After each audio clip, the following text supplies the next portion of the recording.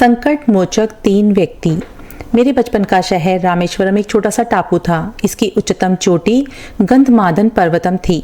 इस चोटी पर चढ़कर आप सारे रामेश्वरम को देख सकते हैं। नारियल के हरे पत्तों को हर तरफ देख सकते हैं। इसी तरह से फैले हुए समुद्र को दूर दूर तक देखा जा सकता है। रामनाथ स्वामी मंदिर का गोपुरम आकाश की ऊंचाइयों को छूता है। यहाँ रहने वाले लोगों की कमाई का साधन नारियल की खेती, मछली व्यापार तथा पर्यटन है।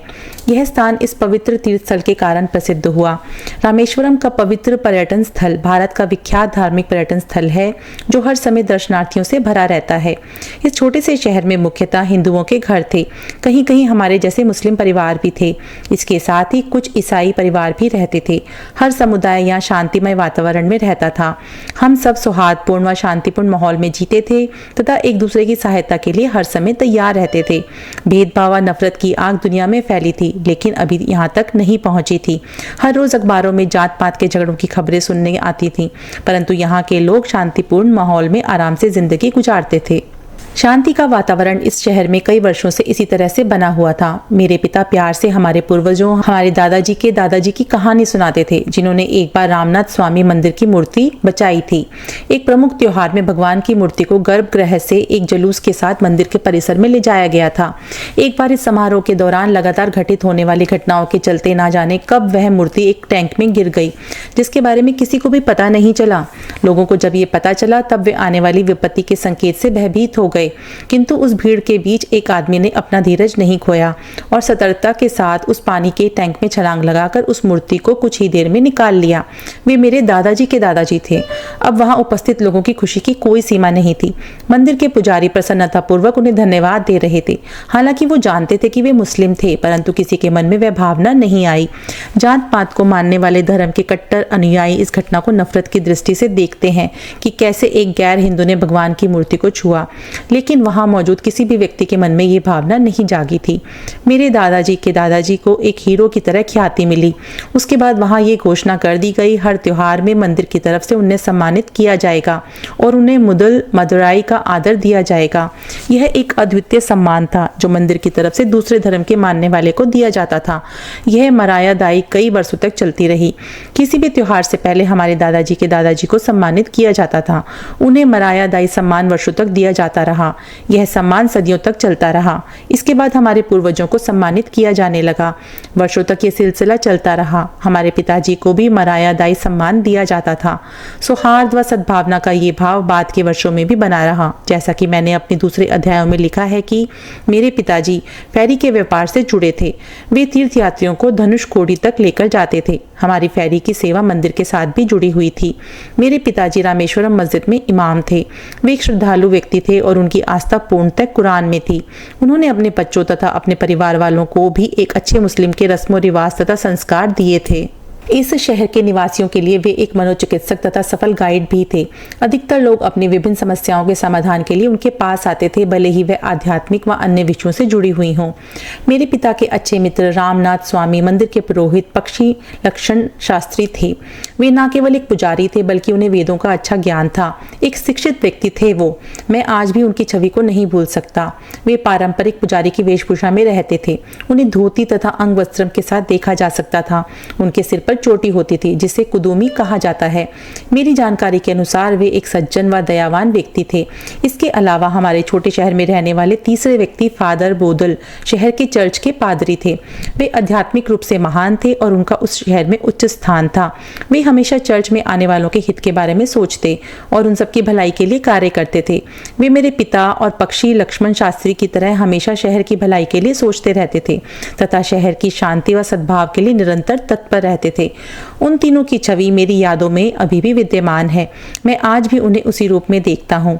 एक अपनी पगड़ी व इमाम के लंबे अंगरखे में, दूसरा धोती में तथा तीसरा अपने गाउन में नजर आता था। तीनों ही हर शुक्रवार को शाम 4:30 बजे आपस में मिलते और धर्म पर चर्चा करते थे। इसके अलावा शहर की महत्वपूर्ण समस्याओं तथा घटनाओं की जानकारी लेते थे। कई बार इस शहर के लोग उनके पास अपनी व शहर की समस्याओं को लेकर आते थे, जिन्हें तीनों ही सुलझाने की कोशिश करते थे। वे अपने शहर में फैलने वाली किसी भी आशंका व अफवाह को अपनी समझदारी से दूर करते थे। जब तक हालात काबू से बाहर ना हो जाएं, उन्हें जल्द ही दूर करने की कोशिश करते थे। इस शहर की मौलिक आवश्यकता शांति का वातावरण था, जिसे सार्थक बातचीत व समझदारी से दूर किया जाता था। उनकी चर्चा का विषय देश में स्वतंत्रता आंदोलन का रूप था। इसके अलावा ब्रिटिश सरकार का इस आंदोलन पर राजनीतिक रुख और उससे हमारे समुदाय पर पड़ने वाले प्रभाव पर व्यापक रूप से विचार किया जाता, जिससे इस शहर में शांति का माहौल बना रहता था। इस समुदाय को कुछ इस तरह से सींचा गया था कि शहर में खुशनुमा माहौल बना रहे और हर कोई अपनी समस्या व विचारों को इकट्ठा मिलकर बांट सके। मेरे बचपन की एक घटना ने इस भावना को हमारे करीब रखा था। मैं उस समय 8 वर्ष का था और तीसरी कक्षा में पढ़ता था। मेरी दोस्ती रामनाथन शास्त्री, अरविंदन तथा शिव प्रकाशन से थी। वे तीनों ब्राह्मण थे। रामनाथन शास्त्री लक्ष्मण शास्त्री का पुत्र था। हम सब मिलकर आदर्श सहपाठियों की तरह व्यवहार करते थे।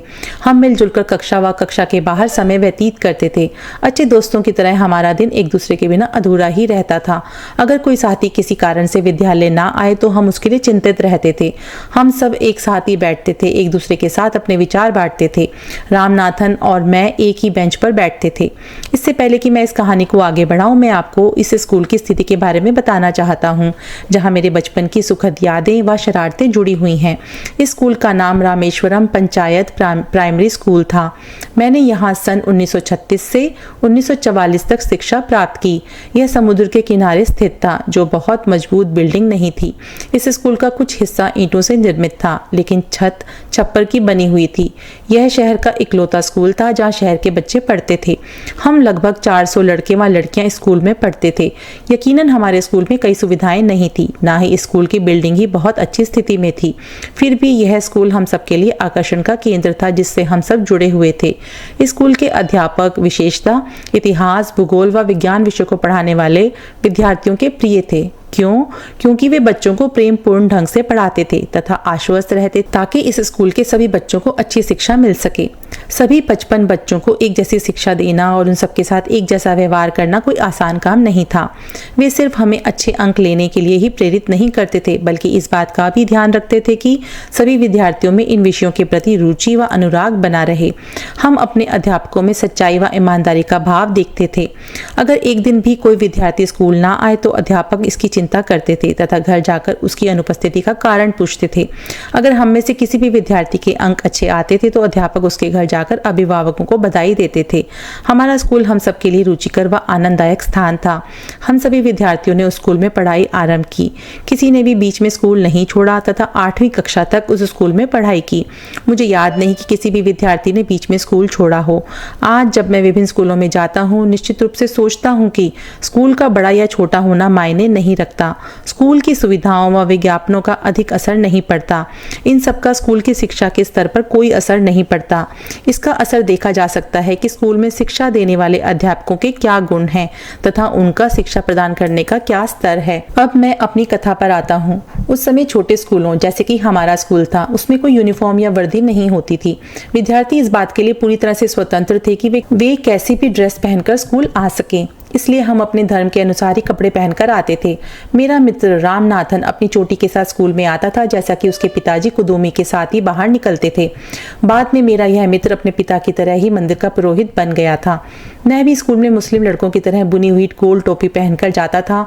हम में से कोई भी अपने कपड़ों के बारे में अपने विचार नहीं बताता था और ना ही कोई इसकी परवाह करता था। जब हम तीसरी कक्षा में थे, हम सबकी जिंदगी में एक अनोखी घटना घटी। हमारे स्कूल में एक नए अध्यापक पढ़ाने के लिए आए।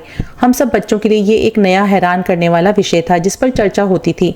हम बच्चे नहीं जानते थे कि आगंतुक अध्यापक का स्वभाव कैसा होगा। क्या वह सख्त स्वभाव का होगा या उसका रवैया नर्म होगा? क्या वह अधिक गुस्सा करने वाला होगा या शांत भाव का होगा?